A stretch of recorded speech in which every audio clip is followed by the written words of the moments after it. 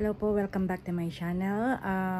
Ginawa ko itong video to and hopefully this will be the last na magsasalita ako tungkol sa naging upload ko for the last few days. So,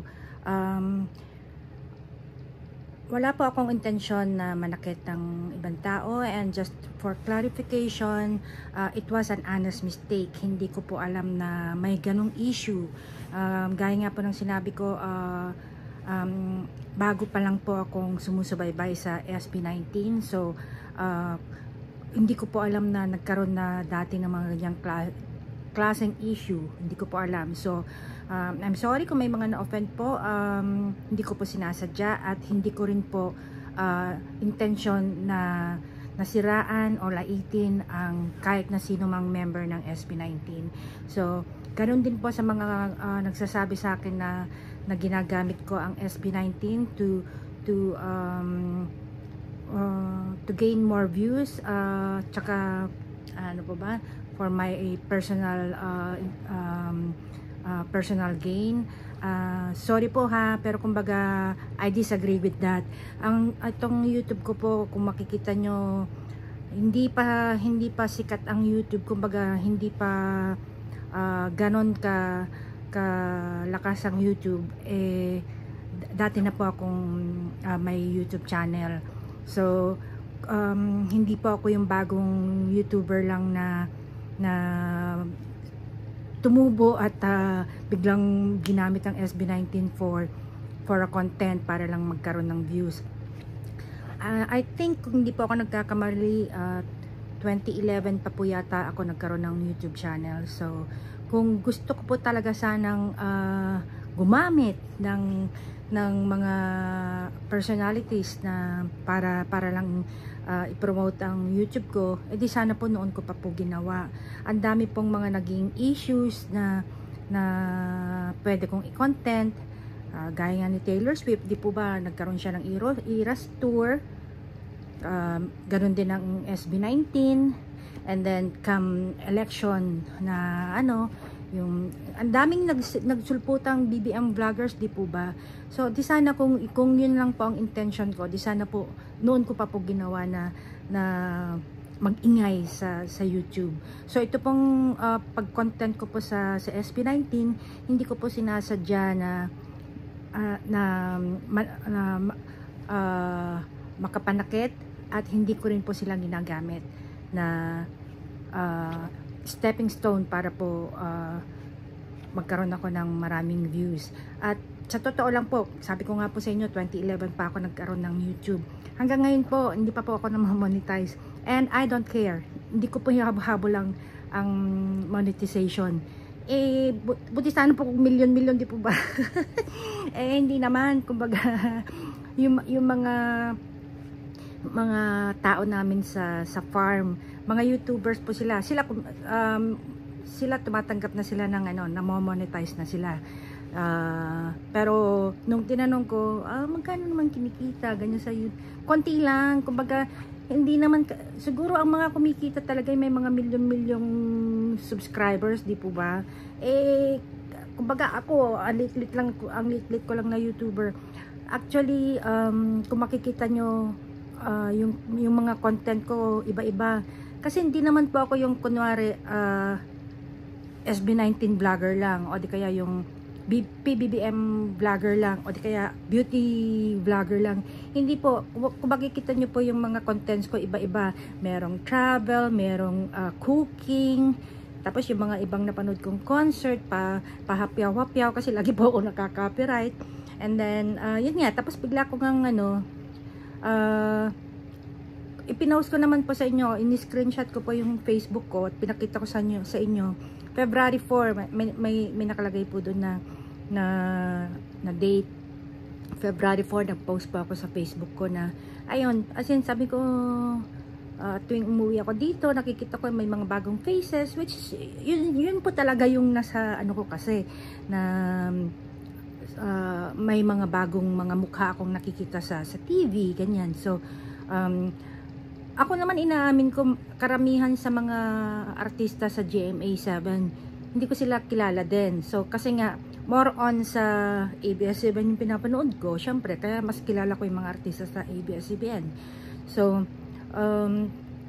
kaya nung nakita ko nga yung kagaya nga kako ni Bini, tsaka ng SB19 nga, so sabi ko, bakit kaya ano? Kasi nakikita ko naman tinitilian nga sila, sikat na sikat sila, ganyan. Tapos yun nga, nag-concert nga sa Philippine Arena ang Bini. So, sabi ko, sino kaya sila? Kaya na-curious po ako, natignan sila sa YouTube. And yun nga po, napahanga po nila ako. So, yun lang naman po yung gusto ko sanang i-share na kung ano yung naging reaction ko nung nakita ko sila na ano. Pero, wala po akong intensyon, uulitin ko po, wala po akong intensyon na hamakin sila or laitin. Actually nga po, sinasabi ko nga po na ano bilib na bilib po ako sa kanila. As in, super ang taas ng level ng paghanga ko sa kanila at pagrespeto na rin. Dahil nakikita ko hanggang ngayon, they are still grounded. Hindi sila mayabang, as in magagalang po sila. Yun po ang sinishare ko po na magandang katangian na nakita ko sa SB19, kaya ko sila ginusto. Ako po, hindi po ako basta-basta nagkakagusto sa isang grupo o isang performer o isang artista. Pag nakikita ko, okay, fine, pero hindi po yung kagaya po nitong SB19 na talagang tinututukan ko. Imagine sila lang halos ang pinapanood ko buhat ng February. So, wag niyo po sanang masamain kung nagkaroon man po ako ng honest mistake sa pag-post po ng before and after photos nila. Kasi gusto ko lang naman po kasing i-correct yung mga mag-comment sa akin na sinasabing ayan, kung babanggitin ko na naman, sasabihin na naman, paulit-ulit po ako. Ini-explain ko lang po yung side ko. Hindi po ako nang aaway dito at hindi rin po ako nang lalait o gustong manakit. So sana po close na po tong issue na to. Yung mga 18s po na nag-stay sa channel ko at naintindihan po yung point ko. Maraming salamat po. At sa mga nag-unsubscribe po sa akin at yan, nang babash po sa akin, sana po, hindi ko po alam kung napanood niyo po yung whole video, kung bakit kayo nag-react ng ganon. Kasi paulit-ulit ko po talagang pinanood. Wala po akong nakitang masama sa sinabi ko po. So, sana po, before you react po, alamin nyo naman po yung yung whole story. Kumbaga, siguro nga, nakita nyo lang yung thumbnail, kaya parang, ang dami kasing di po ba, clickbait. So, yung isang nag-comment sa akin na clickbait nga yung kaya daming nag-react. Siguro nga hindi nga napanood yung dahil nakita lang yung thumbnail. Kaya sinuggest niya sa akin na palitan ko na lang yung thumbnail. So, yan, para lang po matahimik po, sana, pinalitan ko na po yung thumbnail and gumawa na nga po ako ng isang video na sinabi ko po yung side ko na pero tuloy-tuloy pa rin po yung pambabasya. And then, kung ganun po talaga ang nasa isip nyo, wala na po akong magagawa doon. Pero sa akin po, malinis po ang konsensya ko. Wala po akong intensyong mangbash, wala po akong intensyong manakit. At panigurado po, alam ko sa puso ko, mahal ko po ang SB19. At kahit po binabash nyo ako, I will still support them because they deserve my support. They deserve all the support that we can give them. Ayan, so peace po tayong lahat at sana po tama na po tong issue.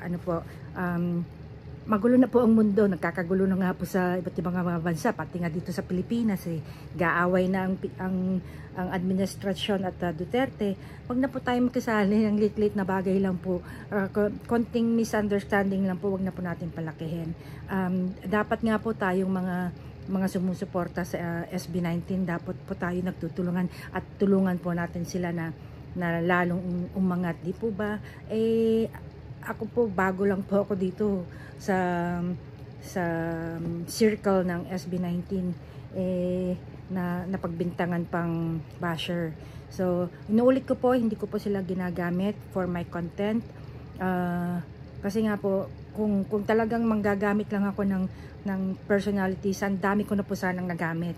Nakita nyo naman, I've been in some parts of the world at marami naging issues, maraming naging trending. Di sana po ginamit ko po yun for my advantage, pero hindi po, hindi ko po ginagamit ang SB19 for my advantage, at hindi po ako interesado na makatanggap ng monetization. Kung may matatanggap ako, why not? Pero kumbaga, hindi ko po habol yun kasi magkano lang naman po yun, hindi naman po milyon-milyon.